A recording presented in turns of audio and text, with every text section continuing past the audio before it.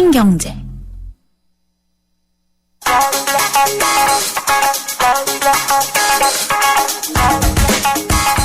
안녕하세요.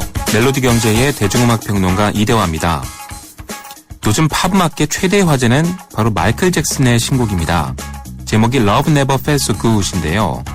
아직 한국에서는 들어볼 수 없지만 미국에선 아이튠즈를 통해 공개가 돼서 엄청난 사랑을 받는 중입니다. 저도 인터넷을 통해 들어봤는데 최근에 나온 마이클 잭슨 노래 중에서 최고라고 할 만합니다. 마이클 잭슨은 이미 고인이 되었으니까 새롭게 녹음한 신곡은 당연히 아니고요. 1983년에 녹음했다가 발표하지 않았던 미발표곡이 이번에 공개된 겁니다. 이렇게 고인의 미발표곡들이 세상의 빛을 볼 수 있게 된 건 마이클 잭슨 측과 소니 뮤직 간의 계약 체결 때문인데요. 소니 측은 마이클 잭슨의 미발표곡들이 무려 2억 5천만 달러의 가치가 있다고 보고서 이걸 전속으로 발매할 계약을 맺었습니다.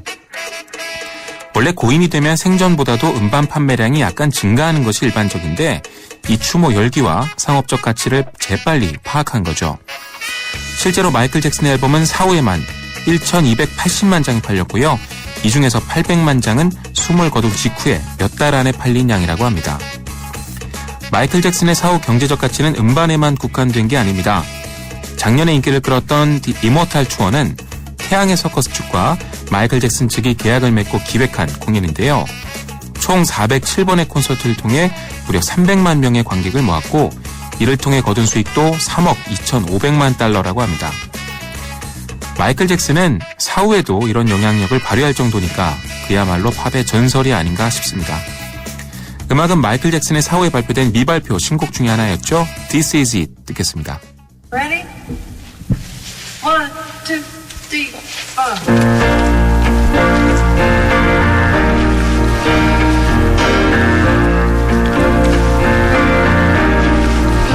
This is it. Here I stand. I'm the light of the world. I feel grand. This love I can feel, and I know yes for sure it is real. And it feels as though I've seen your face 1,000 times, and you said you really know me yourself. And I know that you've got a deal with me right, but you say you're gonna leave it for yourself. Oh, I never heard a single word about you. Falling in love wasn't my plan. I never thought that I would be a lover. Come on, babe, just understand. This is it. I can say I'm the light of the world. I'm in love. This is real.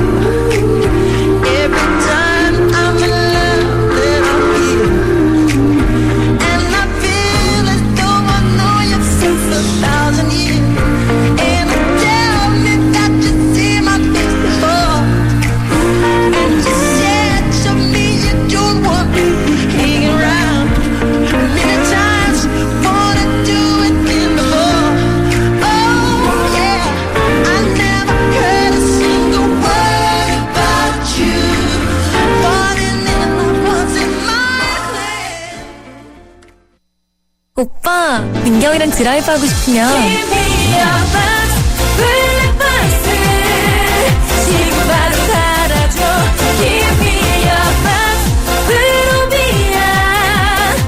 PF1 자체 기술로 리얼리티 101%를 위하여 나 강민경은 프로비야. 김인경의 생생경제. 김은경의 생생경제 3부 듣고 계십니다.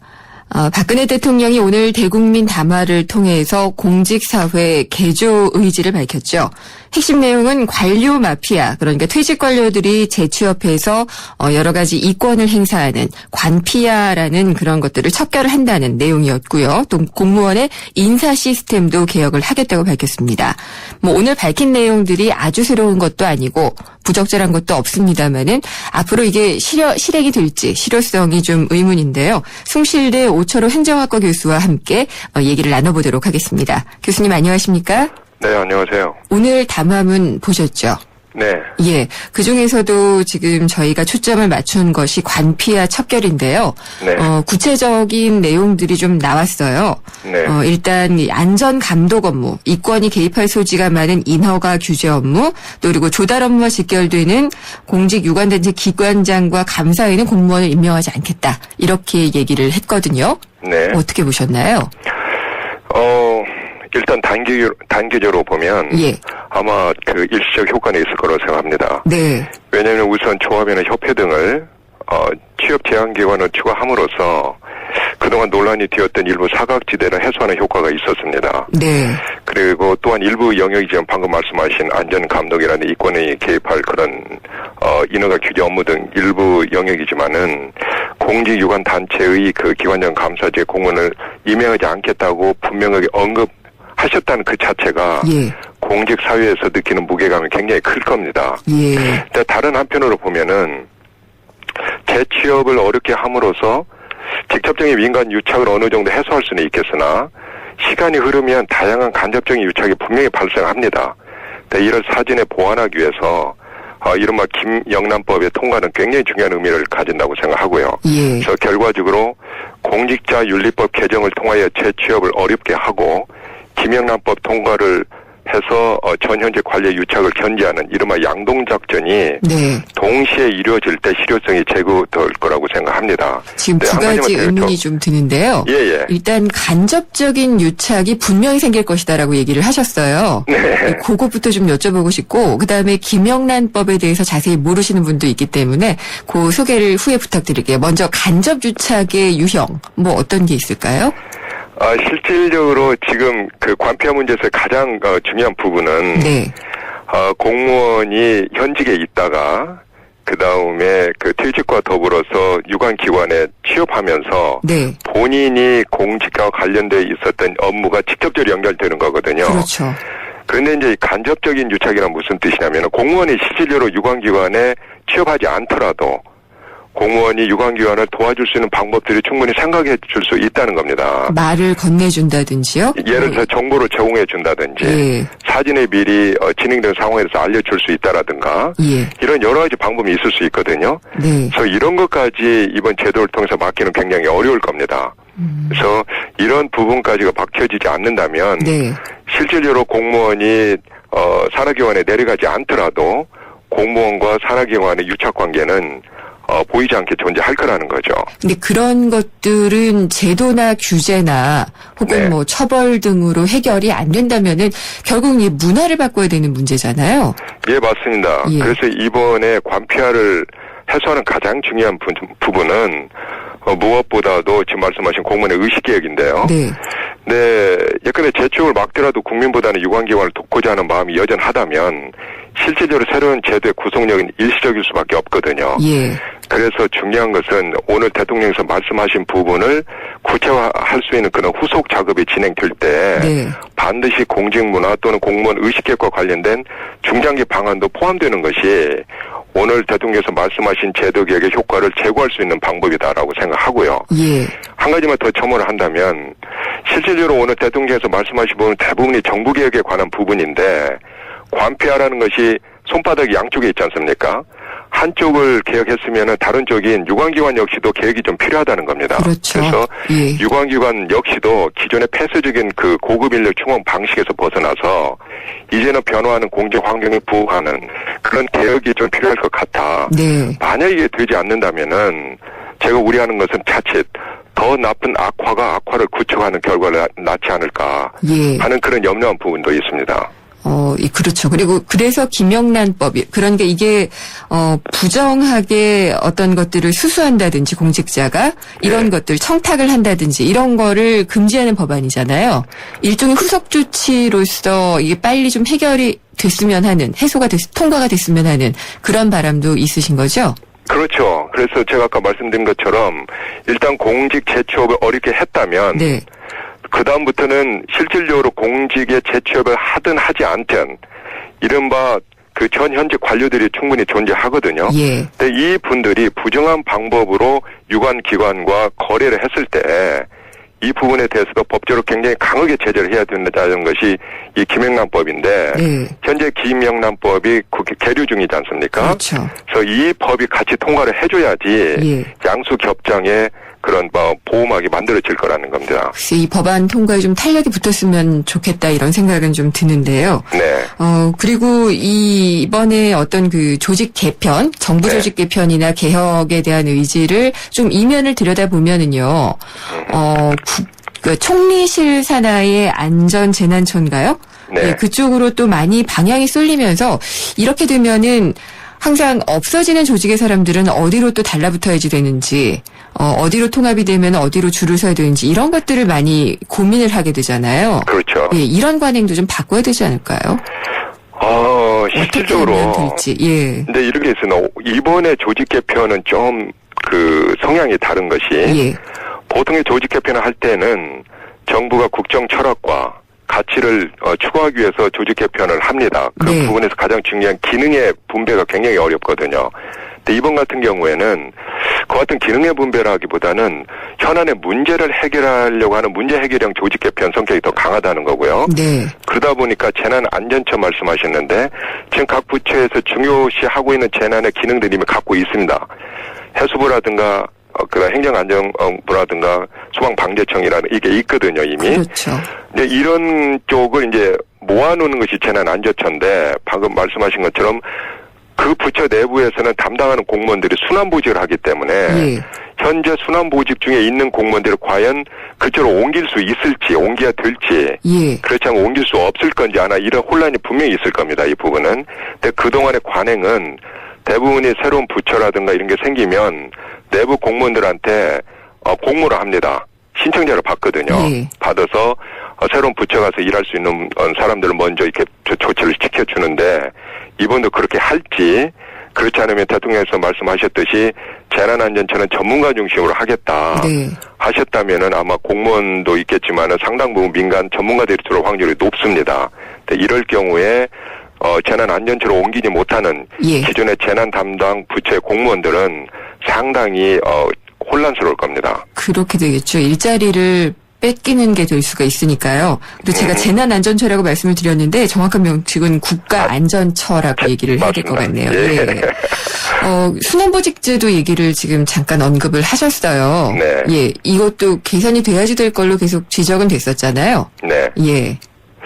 실질적으로 그동안 행정을 보면은요, 다양한 업무에 대해서 넓은 경험과 내부 인력관리 차원에서 순환보직을 시행해 왔습니다. 그런데 그러다 보니까 일반 행정관은 굉장히 많이 양산을 했는데 특정한 문제를 해결할 수 있는 전문 행정인들이 적은 거예요. 네. 그래서 이에 따라서 공무원들의 전문성을 제고하기 위해서 그동안 공직사회에서도 교육훈련이라든가 많은 변화를 해왔지만 결과적으로 현장 중심 행정, 문제 해결을 요하는 경험과 전문성을 가진 행정가가 제대로 확충되지 않았다는 것이 이번에 나타났지 않습니까? 네. 그래서 순환 보직 개선을 통해서 어느 정도 해소가 될 수 있을 걸로 기대는 하는데 다만 우리가 여기서 주의 깊게 봐야 될 부분이 뭐냐면요. 순환 보직의 폐지가 아니라 개선이라고 한 부분에 주목할 필요가 있습니다. 네.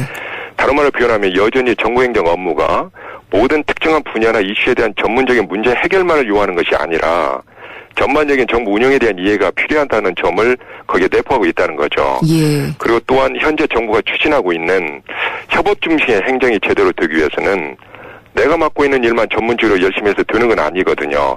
따라서 급격한 순환보직 변화로는 변화를 통해서 지나친 전문성을 강조하다 보면은 오히려 지금 정부가 추진하고 있는 협업행정 혹은 협력적 문제 해결의 어려움도 야기할 수 있다는 점도 간과해서는 안 될 것 같습니다. 그렇겠네요. 그리고 이 민간 전문가들이 공직에 많이 진입할 수 있도록 채용 방식도 바꾸겠다. 이건 뭐 옛날부터 좀 얘기 많이 들었던 것 같기는 한데요. 그렇습니다. 예. 그러니까 민간 경력자들의 채용을 늘리면은 이제 민과 관이 좀 잘 섞이지 않겠느냐 출신들이 그런 의도인 것 같은데 네. 어떻게 보시는지요? 지금 말씀하신 것처럼 단순히 공직 개방만 언급했다면 예. 지구가 아마 큰 차이가 없겠지만 대통령께서 5대5라는 비율을 분명히 말씀하셨거든요. 네. 근데 이런 목표치를 제시했다는 게 공무원 입장에서 보면 굉장히 구속력이 큽니다. 실질적으로. 네. 그러니까 특히 지금 경계가 무너지고 있는 현대사회에서 공공부문과 민간 부분만을 굳이 경계 지을 필요가 없거든요. 그래서 이런 시점에서 인력 채용 방식을 획기적으로 변화시킨다면 아마 공공부문과 민간부문의 경계가 무너지는 시발점이 될 수 있는 상징적 의미가 있을 거로 보고요. 네. 무엇보다 더 중요한 것은 제대로 된 외부 인력을 충원해야 되거든요. 그렇죠. 그래서 제대로 된 외부 인력이 충원됐을 때만이 공직 개방이 그동안 우리가 문제에서 삼았던 계급이나 서열 중심의 폐쇄적인 공직 문화가 개선되지. 예. 그렇지 않다면은 공직 문화 따로, 그다음에 개방형 인재 따로는 따로 문화가 되는 거예요. 그래서 효율성이 없어지죠, 그러면. 그렇죠. 그래서 예. 이런 따로 문화를 없애기 위해서는 실질적으로 공직에 입문하시는 분들도 네. 새로운 업무 환경인 공공부문에 대한 이해를 좀 하실 필요가 있습니다. 그래서 사전에 자기가 일하는 그런 정부나 공공부문에 대한 이해를 좀 하실 필요가 있고 더 중요한 것은 새로운 인재를 외부에서 충원하는 걸로 끝낼 것이 아니라 네. 개방형으로 충원된 후 제대로 일할 수 있는 업무 환경을 구축해 주는 거예요. 예. 근데 지금까지는 외부에서 수혈이 되면 그걸로 모든 게 변하는 이런 가정을 했었거든요. 개인이 근데 알아서 변화시켜야 되는 그런 그렇죠. 거잖아요. 근데 예. 사실은 그렇게 들어오신 분들이 굳건한 공직 그 문화를 깰 수가 없습니다. 본인이 적응하기도 어렵고. 네. 그래서 이런 분들이 실질적으로 들어와서 일할 수 있는 그런 환경과 조건을 만들어주지 않는다면 아마 우수한 분들은 들어오기 어렵지 않을까. 그렇죠. 그런 생각이 듭니다. 순혈주의가 굉장히 강한 조직이 공무원 조직이잖아요. 그렇죠. 예, 그래서 민간 전문가들 한둘이 들어와서는 전혀 혁신을 이루기는 어렵다라는 얘기를 저도 많이 들었던 기억이 납니다. 네. 그리고 이제 관피아라는 것을 이제 일단 뭐 우리가 굉장히 하나의 대상처럼 만들어서 척결을 해야지 된다라고 얘기를 하고 있기는 한데요. 네. 이게 정말 여러 가지 기능으로 지금 문제점을 드러내고 있는 거잖아요. 예. 예, 일단 문을 열어서 공직을 개방하는 것도 상당히 중요할 거고, 그다음에 뭐 이런 문화 같은 것들을 전개하는 것도 중요할 텐데 교수님이 보시기에는 정말 중요한 거는 뭐다? 뭐 이렇게 보시는 게 있나요? 제가 봤을 때는 가장 중요한 것은요. 예. 공무원의 의식이 바뀌어야 됩니다. 의식. 예. 제도를 바꾼다는 것은 옷을 바꾸는 건데 네.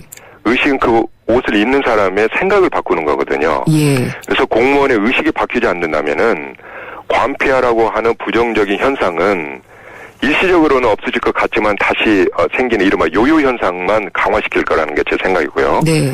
이런 측면을 봤을 때 제 현재 정부가 추진하고 있는 정부 3.0이라는 개혁 작업이 있습니다. 네. 이 정부 3.0의 가장 핵심적인 내용이 공무원의 일하는 방식을 바꾸는 거거든요. 구체적으로 제시가 되고 있나요? 그게? 네, 제시가 예. 되고 있습니다. 협업 중심, 투명한 정부 구속, 다른 말로 표현하면 데이터 공개라든가, 네. 그다음에 국민을 중심에 두는 맞춤형 서비스 중심의 그런 정부 개혁, 이런 것들이 지금 다 그림이 그려져 있고 진행되고 있습니다. 예. 그런데 이와 같은 것이 좀 더 강하게 추진될 때 실질적으로 공무원들이 그 추진하는 과정에서 본인들의 생각이 바뀌어질 수가 있습니다. 그래서 이번에 했던 그런 제도 못지않게 현재 정부가 추진하고 있는 정부 3.0을 좀 더 강화시킬 필요가 있고요. 네. 또 하나 이제 제가 언급하고 싶은 부분은 이번에 신설되는 국가안전처 있지 않습니까? 네, 이 부분도 자칫 잘못하면은 네. 장기적으로는 다른 부처에 군림하는 이른바 갑질하는 부처가 될 수 있다는 우려가 있는 예, 거예요. 공룡부처가 될 것 같아요. 그렇죠. 예. 그래서 이 안전처 역시도 신설하는 데 초점을 두는 것 못지않게 안전처의 운영의 투명성이나 네. 효과적인 견제, 관리 장치를 사전에 마련하는 것이 매우 중요할 겁니다. 그래서 예. 그동안에 그 제도는 만들어 놨지만 제도가 작동하지 못하는 많은 이유 중에 하나가 실질적으로 제도가 운영될 수 있는 그 같은 관리 장치를 같이 고려하지 않은 부분이 있습니다. 그래서 네.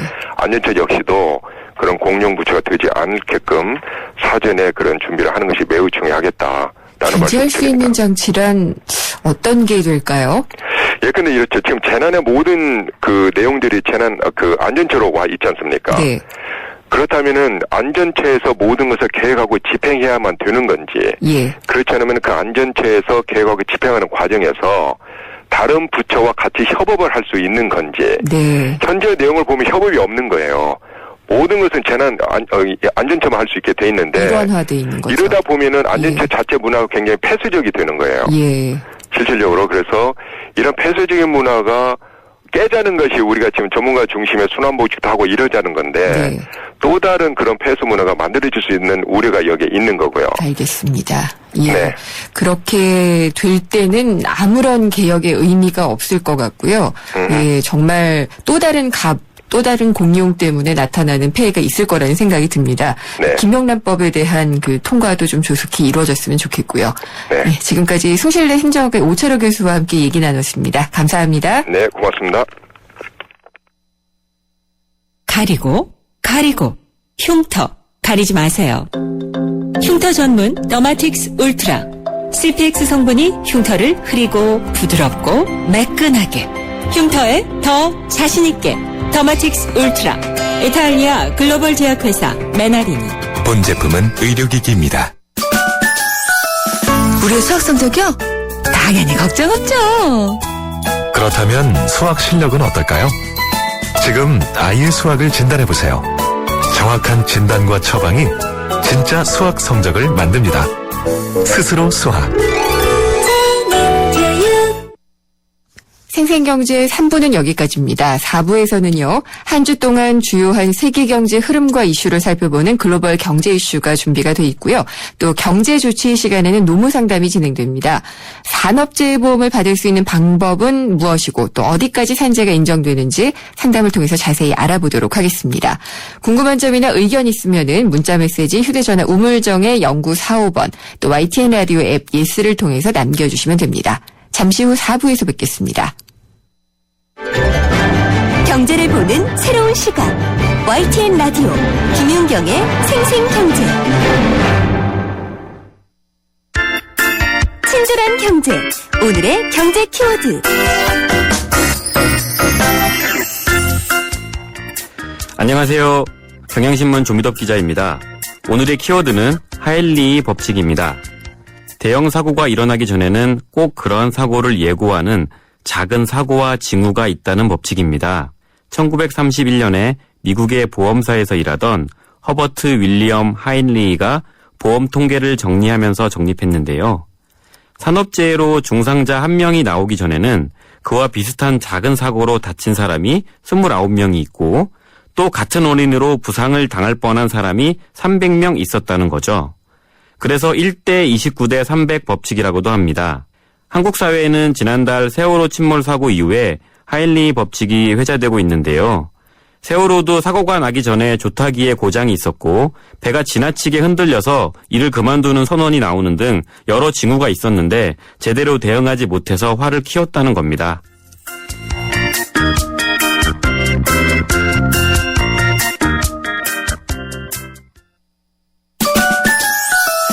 우리 수학 성적이요? 당연히 걱정 없죠. 그렇다면 수학 실력은 어떨까요? 지금 아이의 수학을 진단해보세요. 정확한 진단과 처방이 진짜 수학 성적을 만듭니다. 스스로 수학. 미세먼지 많은 날엔 깨끗하게 쿠쿠 청정. 비 오는 날엔 산뜻하게 쿠쿠 제습. 공기청정기와 제습기가 만나 1년 내내 쿠쿠 하이브리드 365. 차 안에서 먹고 또 먹어도 사람들이 타고 또 타고 페브리즈 차량용이 있으니 냄새 걱정이 없어요. 상쾌한 드라이브 페브리즈 차량용과 함께 페브리즈 차량용.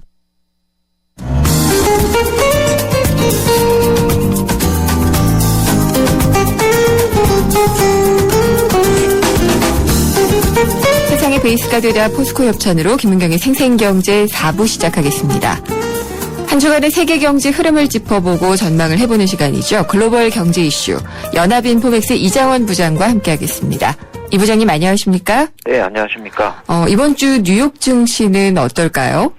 예, 일단 그 금리가 제일 중요할 것 같은데요. 금리요? 예, 금리를 잘 봐야 될 것 같습니다. 이제 연초에만 하더라도 이제 미국 금리가 많이 오를 거다. 왜냐하면은 미국이 출구 전략을 하고 풀었던 돈을 회수하면은 금리가 오를 거다. 이렇게 이제 봤었는데 예. 지금 금리가 다시 내려가고 있거든요. 그렇죠.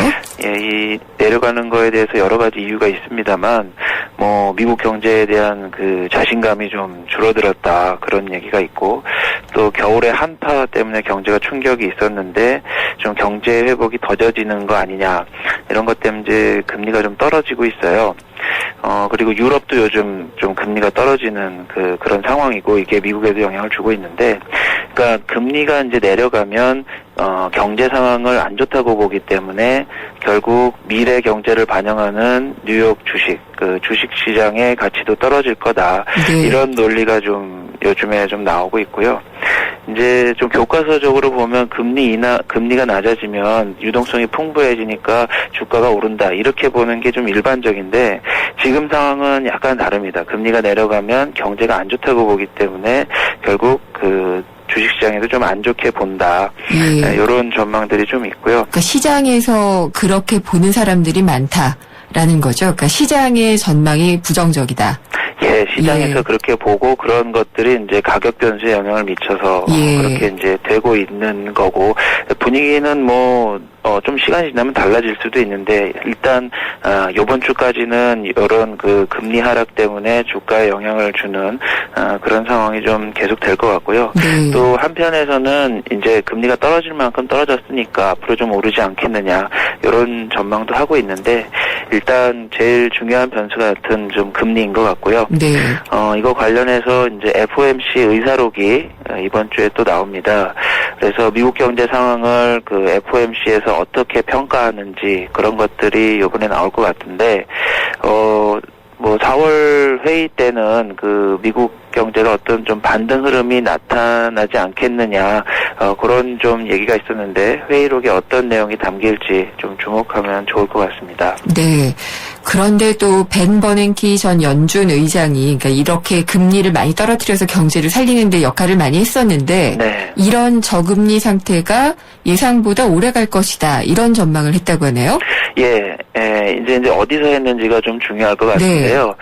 버냉키와의 점심이라는 그런 게 있었어요? 행사가 있어요. 예. 그러니까 이제 워렌 버핏이 주로 이런 그렇죠. 행사를 좀 많이 했었고 네. 또 가이트너라든가 팀쿡 애플 CEO도 이런 좀 행사를 하는데 얼마짜리 밥이에요? 예, 이제 25만 달러라고 좀 예. 돼 있는데 어마어마한 그렇네요. 금액으로 이제 점심을 하면서 일종의 이제 고급 정보를 이제 그 투자자들한테 주겠다. 이제 제한된 한정된 사람들만 데려다가 이제 밥을 먹으면서 경제 정보를 주는 건데 여기서 얘기한 게 좀 말씀하신 대로 월스트리트에 있는 사람들이 예상하는 것보다 저금리가 좀 길어질 거다. 이런 취지의 말을 했다고 하고요. 네. 버냉키 의장이 현직에 있을 때보다 지금 이제 현직을 떠난 지금 더 강한 톤으로 이런 저금리의 장기화 이런 얘기를 좀 했다고 하고 일부 참석자들은 그 버냉키 남은 일생 동안 연준의 그 정책 금리가 뭐 4%를 넘지는 않을 것 같다. 지금 네. 뭐 0%인데 앞으로 상당히 오랜 기간 이 저금리가 계속될 것 같다. 그런 얘기를 좀 했다고 하고요. 저금리가 그러니까 연 4%까지를 저금리로 보는 거군요. 예, 일단 4%를 중립금리라고 해서 네. 어떤 경제를 부양하는 것도 아니고 경제를 긴축하는 것도 아닌 그 금리를 보통 4%라고 보는데 네. 여기까지 버냉키가 지금 60세인데 남은 일생이라고 하면 뭐 10년, 20년 될지 모르겠지만 앞으로 상당한 오랜 기간 동안 네. 금리가 올라가지는 않을 것 같다. 그런 느낌을 좀 받았다고 해요. 여기 참석했던. 버냉키가 앞으로 10년, 20년이라고 이렇게 딱 집어서 말씀하시면 어떡해요? 예, 그렇게 얘기는 하지 않았고 네. 자기 남은 일생 동안이라고 네. 이제 좀 얘기를 했다고 하고요. 참 애매하게 기준을 삼았네요. 예, 그리고 이제 버냉키 만찬이 이제 관심을 끄는 이유도 이제 그 제닛 옐런 현재 의장과 아주 가깝기 때문에 네. 연준의 어떤 정책을 아주 누구보다도 정확하게 알 수 있다는 점 때문에 좀 관심을 받고 있는데 또 한편에서는 전직 의장이 이렇게 돈 받고 네. 고급 경제 정보를 공개하는 게 일부한테만 공개하는 게 과연 옳으냐 그런 지적도 좀 나오고 있습니다. 그러니까 워렌 버핏하고 뭐 점심 먹는 거는 그럴 수 있다고 치는데 방금 말씀하신 것처럼 네. 방금 공직에서 물러났는데요. 네. 뭐 공직이라고 꼭 얘기하기가 그럴 수도 있겠습니다만 민간이니까요. 연준 같은 경우에는. 근데 이런 경우가 없었잖아요. 이런 경우가 이제 거의 없었죠. 거의 네. 없었고 사실상 이제 그 버냉키가 이제 처음으로 이렇게 그렇군요. 하고 있는 건데. 유럽 같은 경우에는 지금 유럽 중앙은행이 조금 더 돈을 풀 수 있을 거다 이런 얘기가 간간히 보이더라고요. 예, 그렇습니다. 그 ECB가 이제 6월 달쯤에는 돈을 좀 더 풀지 않겠느냐. 왜냐하면 유럽 경제가 좀 회복하는 모습을 보이긴 했지만 네. 그 뜻하는 대로 완전히 좀 회복하지는 않았고 그래서 여기에다가 이제 돈을 좀 더 풀어서 경제 회복에 좀 불씨를 좀 더 강화하려는 그런 좀 움직임이 있는데요. 지금 유럽 선거랑 좀 연관지어서 볼 필요가 있는 게 이번 주 주말에 이제 유럽의회 선거가 있어요. 예. 그런데 여기서 지금 강력하게 떠오르는 게 이제 극우 정당들이 우파 정당들이 이제 약진을 하고 있는데 이 극우 정당들이 ECB 체제 그다음에 유럽 연합 체제를 반대하고 있기 때문에 이 극우 정당들이 이제 원내에 진입하는 그런 그 표를 받게 되면 ECB의 어떤 그 돈풀기 정책에 대한 좀 제약 사항이 될 수 있다.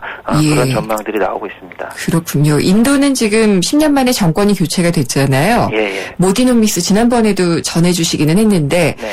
이러면 인도 경제 다시 또 발동이 걸릴까요? 예, 일단 그 전문가들 평가가 굉장히 좋은 게 모디노믹스가 이제 되면 여러 가지 그 경제 개혁 정책을 할 것이고 결국 인도 경제가 앞으로 10년 이상 그 고성장을 할 수 있지 않겠느냐. 그래서 짐 오닐 골드만삭스 회장이 이제 있는데 이 사람이 앞으로 20년간 인도 경제는 연 10% 성장할 거다. 네. 인도 경제에 아주 큰 획을 긋는 사건이 될 거다.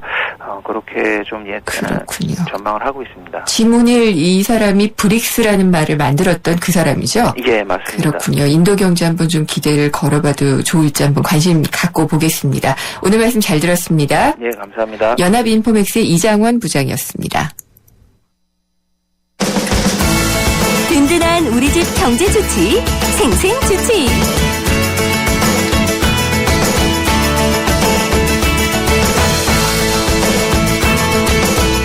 우리 집 경제 주치. 건강한 근로문화를 위해서 주치의로 나서주신 분 있습니다. 노무법인 참터의 유성규 노무사입니다. 안녕하십니까? 안녕하세요. 오랜만에 뵙네요. 예, 그러네요. 예, 새 집에선 처음 뵙죠. 예, 한결 산뜻해진 것 같습니다. 예, 노동 환경이 좀 나아졌나요? 예, 그런 것 같습니다. 예, 너무 그냥 상담 들어갈게요. 얘기 좀 해볼 텐데요. 지난 토요일이었죠. 저도 속보를 보고 또 그렇구나라고 하면서 좀 안타까웠는데 삼성전자 서비스 노조 양산 부회장이 스스로 목숨을 끊은 그런 사건이 있었잖아요. 예. 그래서 이게 삼성전자 서비스 같은 경우에 협력회사 간의 관계가 합법적인 도급이냐 불법 파견이냐 이런 얘기가 다시 한번 또 불거지더라고요. 예. 근데 이게 합법적 도급은 뭐고 불법 파견은 뭔지 도급과 파견도 좀 궁금하고요. 구별을 좀 해주셨으면 좋겠어요. 예. 불법 파견이라는 단어가 사실 뭐 요즘에 많이 언급되는 시사 용어인데요. 네. 사실 그 정확한 의미를 알고 계시는 분들은 그렇게 많지 않을 것 같습니다. 일단 도급에 대해서 설명을 드리면 네. 도급에서 일단 그 일을 주는 사람을 도급인이라고 하고요. 그 일을 이제 맡아서 수행하는 사람을 수급인이라고 합니다. 네. 그래서 일을 맡은 수급인이 어떤 일을 완성해 주고 일을 준 도급인이 그것에 대한 이제 보수를 지급하는 것. 이게 이제 도급 계약 관계입니다. 네. 그런데 이제 도급은 그 일을 주는 도급인이 수급인 소속 직원들에게 직접적인 업무 지시를 할 수가 없어요. 예를 들면은 예. 우리 회사에 벤치를 하나 만들어 달라라고 이제 도급인이 수급인에게 이제 일거리를 주는 거죠. 그러면 수급인이 자기 직원들을 데리고 알아서 이제 벤치를 만드는 거예요. 네. 뭐 기계를 좋은 걸 쓰든 아니면 뭐 수작업으로 하든. 그리고 이제 수급인은 그것을 납품하는 거죠. 그러면 도급인은 그 물건이 이상이 없는지 보고 그 벤치에 대한 값을 지불하면 이제 끝납니다. 네. 그런데 여기서 이제 도급인은 좀 답답할 수 있겠죠. 잘 못 만들어졌다든지 뭐. 벤치를 예. 만들 때 색칠은 어떻게 하고 예. 뭐 나사는 어떻게 끼우고 뭐 일일이 지시하고 싶은데 그렇죠. 도급 관계에서는 그걸 허용하지 않아요. 그게 왜 대학 청소 노동자들이 그런 경우였었죠. 그렇죠, 그렇죠. 예. 그래서 이제 만들어진 이제 독특한 이제 근로 관계가 근로자 이제 파견이라는 이제 그런 근로자 근로 고용 관계가 이제 만들어진 겁니다. 그래서 도급하고는 다른 거죠. 그럼요. 예. 근로자 파견이라는 것은 이제 사용자가 이제 노동자를 채용합니다. 그래서 네. 이제 자기가 직접 이 노동자를 사용하지 않고요. 이 노동자를 필요로 하는 곳에 파견을 보내는 거죠. 네. 그래서 이 노동자를 파견받은 곳에서 이제 그 노동자를 자유롭게 데리고 일을 시키고요. 예. 이것에 이 노동자에 대한 대가를 그 노동자를 원래 고용한 사람한테 이제 지불하는 거죠. 이게 이제 근로자 파견 관계입니다. 그러면은 일을 주는 사람 쪽에서는 당연히 파견을 좋아하지 않을까요? 그렇죠. 기업 예. 입장에서는 자기가 마음대로 이제 노동자들을 사용하는 대신 또 그 노동자에 대한 사용자 책임은 안 지잖아요. 그러니까요. 많은 부분이 빠져나가잖아요. 예. 뭐 아예 없는 건 아니지만. 그런데 이제 사실은 그런 문제 때문에 우리 법은 파견 근로자 보호 등에 관한 법률과 같은 법은 예. 이 근로자 파견 관계에 있어서 근로자들을 보호하는 엄격한 내용들을 담고 있습니다. 뭐 대표적으로 파견사업 허용 대상이나 파견 기간 이런 것들을 엄격하게 제한을 하고 있고요. 네. 제조업 직접 생산 공정 업무는 일시적 간헐적인 경우 등을 제외하고는 파견이 허용이 되질 않습니다. 그리고 예. 선원이나 건설 이런 업무는 일시적 간헐적인 경우에도 파견이 허용 안 되고요. 네. 또 그리고 핵심적인 내용인데 이 총 파견 기간이 2년을 넘을 수 없고 만약 2년을 넘어서 그 파견 노동자를 쓰게 되면 예. 고용 의무가 그 노동자를 사용한 사용사업주라고 하는데요. 그 사용사업주에게 부과가 됩니다. 그러면은 직접 고용을 해야지 되는 거예요? 그렇죠. 법적으로는. 예. 그래서 이처럼 그 까다로운 법상의 규제 때문에 이제 회사들이 형식적으로는 이제 도급 계약 관계인 것처럼 꾸며놓고 실질적으로는 이제 근로자 파견, 예. 이제 파견 노동자들을 이제 실질적으로는 파견 노동자를 쓰는 것처럼 노동자들을 쓰는. 예. 그래서 그게 이제 요즘에 오르내리는 불법 파견인 거죠. 네. 그러면은 이렇게 도급인 것처럼 하려면 어떻게 해야지 되나요? 파견, 그러니까 실질적으로는 예. 파견인데 예, 예. 도급인 것처럼 하려면 계약서들을 이제 도급 계약서로 다 꾸미는 거죠. 그리고 예를 들어주시면. 비용 처리나 이런 부분들도 네. 다 도급의 형태를 취하고요. 그럼 근데 중간에 회사 하나를 만들어 놓는 거예요? 그렇죠. 예. 이제 페이퍼 컴퍼니나 이런 부분들을 만드는 건 어렵지 않습니다. 그리고 회사들이 이제 쓰는 일부 이제 좀 안 좋은 행태가 이런 네. 경우들이 있어요. 자기의 이제 부장이나 과장 이런 사람들한테 회사를 만들게 해요. 네. 그래가지고 직원들을 그 부장이나 과장 소속의 직원들로 이제 만드는 거죠. 그리고 이제 일은 이제 원래 이제 자기 노동자처럼 쓰는 거예요. 막 쓰는데 그렇죠. 원래 고용했던 사람들이니까 그렇죠. 예. 근데 이제 어떤 결정적인 순간이 있지 않겠습니까? 뭐 노동자가 그렇죠. 뭐 다쳤다거나 예. 아니면 해고를 해야 된다거나 뭐 이럴 때는 나는 당신 사용자가 아니니까 예. 이제 제3자로 빠지는 거죠. 네. 그래서 쓸 때는 이제 사용자의 권리를 다 행사하고 법적인 책임을 질 때는 예. 나는 제3자다. 당신은 그 페이퍼 컴퍼니 또는 협력업체 소속이니까 나한테 따지지 말라. 이런 식으로 빠지는 거죠. 그러니까 산업재해나 이런 게 일어나면은 굉장히 복잡해지겠어요. 그렇죠. 예. 예, 예. 근데 이 불법 파견을 우리가 이름만 대면 알 수 있는 그런 기업들이 상당히 많이 해온 것으로 나타났죠. 그렇죠. 그 대법원에서 확인된 것만 해도 뭐 현대자동차, 네. 뭐 그다음에 이제 GM대우 이런 곳에서 불법 파견 판결이 나왔었고요. 제조업체들이잖아요. 그렇죠. 대표적으로. 예, 예. 그리고 KTX 여성문 사건, 네. 기룡전자 사건 이건 이제 과거에 기룡전자, 예. 예, 다 불법 파견으로 논란이 됐던 네. 것들이죠. 그리고 최근에 이 삼성전자 서비스를 비롯해서 예. SK 브로드밴드, LG 플러스 이런 곳에서도 불법 파견 논란이 계속 일고 있습니다. 삼성전자 서비스 같은 경우에는 지금 어떤 식으로 파견이 되고 있는 거예요?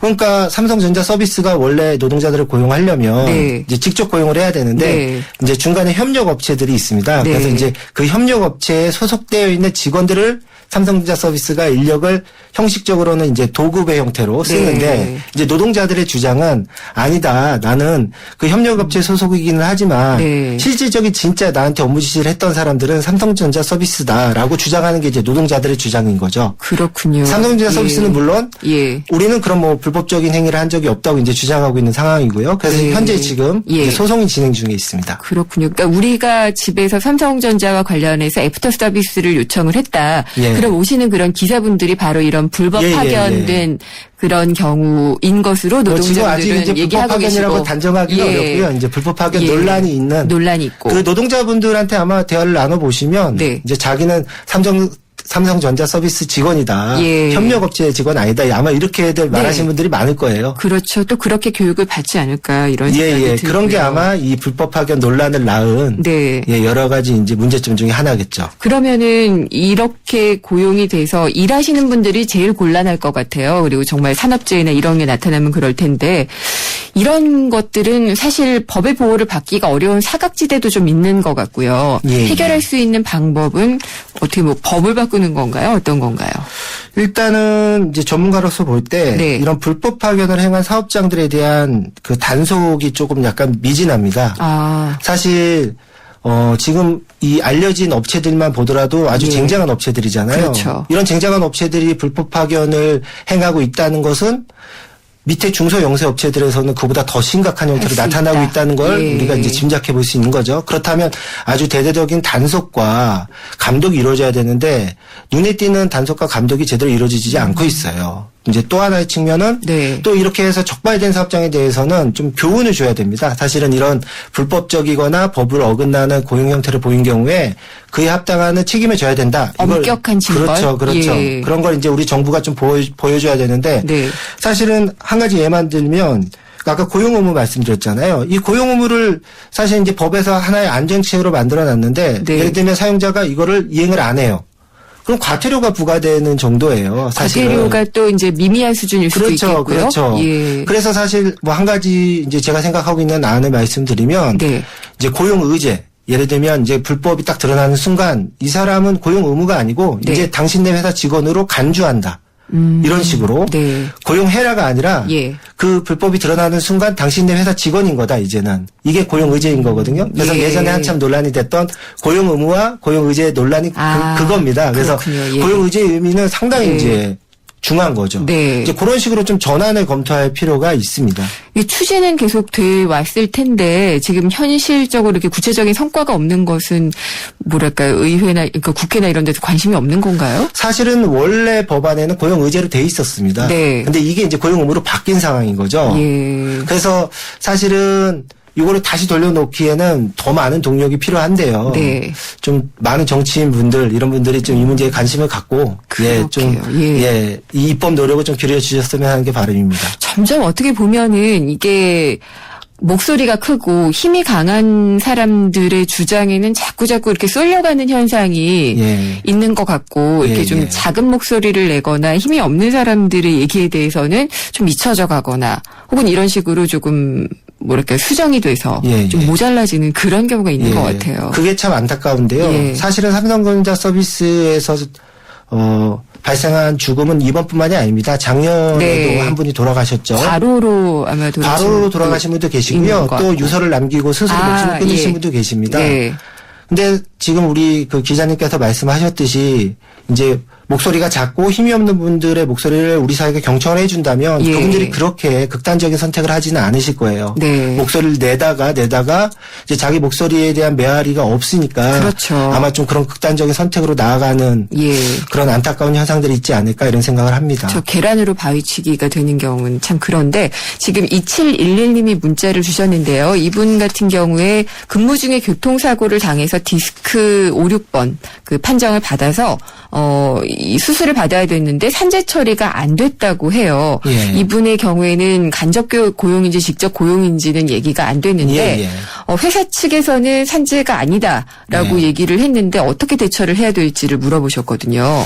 일단은 회사가 산재 처리를 안 해준다는 게 질문이라면 사실은 이 산재보험은 그 국가가 운영하는 사회보험입니다. 예. 그래서 이제 회사가 그 판단 권한을 갖고 있지 않아요. 이제 산재보험을 운영하는 근로복지공단이라고 하는 공공기관에서 네. 이 산재 여부에 대한 판정과 보상을 합니다. 따라서 회사가 반대하더라도 그 산재보험 신청을 근로복지공단에 하시면 돼요. 아, 그러면 예. 그러면 추후 절차는 알아서 진행이 되는. 예, 다만 이제 네. 여기에서 노동자들이 그 신청서에 보면 이제 사업주에 도장 찍는 란이 있거든요. 네. 그래서 사장님이 도장을 안 찍어주면 산재 신청이 안 되는 줄 알아요. 그럼 어떻게 해야 돼요? 그냥 내시면 돼요. 뒤에다가 사장님한테 도장 찍어달라고 요청했는데 못 받았다. 사장님이 안 찍어주시더라 이렇게 사유서 첨부해서 내시면 네. 근로복지공단 직원들이 친절하게 상담해서 처리해 주실 겁니다. 예, 오늘 뭐 여러 가지 근무 형태에 대한 이야기와 산재 얘기를 나눠봤습니다. 오늘 말씀 감사합니다. 예, 감사합니다. 지구의 미래는 슈퍼히어로가 지키고 가족의 행복은 쉐보레가 지켜줄게요. 쉐보레 러브 패밀리 페스티벌 스파크 최대 3년 무이자 할부, 말리부, 캡티바, 올란도 최대 3년 1.9% 할부, 차종에 따라 최대 100만 원 할인. 올해도 쉐보레만 믿으세요. 홈페이지 청조 5월 31일까지. Chevrolet, find new roads. 교통 탈출 한잔 쇼. 요즘 애들 숙제 바중이라 머리가 너무 아파요. 애들 숙제는 펜으로 절, 두통은 펜잘로 절. 아, 잘하면 풀리는군요. 두통에 절, 빠르게 절, 펜잘기가 딱인 거죠. 쌍기통엔 펜잘 레이디. 자동차를 포장하는 모든 형용사와 감탄사를 빼고 나면 남는 단 4개의 동사. 자동차의 본질은 결국 이 4가지. 본질로부터 소나타. New thinking, new possibilities. 현대자동차. 생생경제 오늘은 여기까지고요. 내일 뵙겠습니다. 김윤경이었습니다.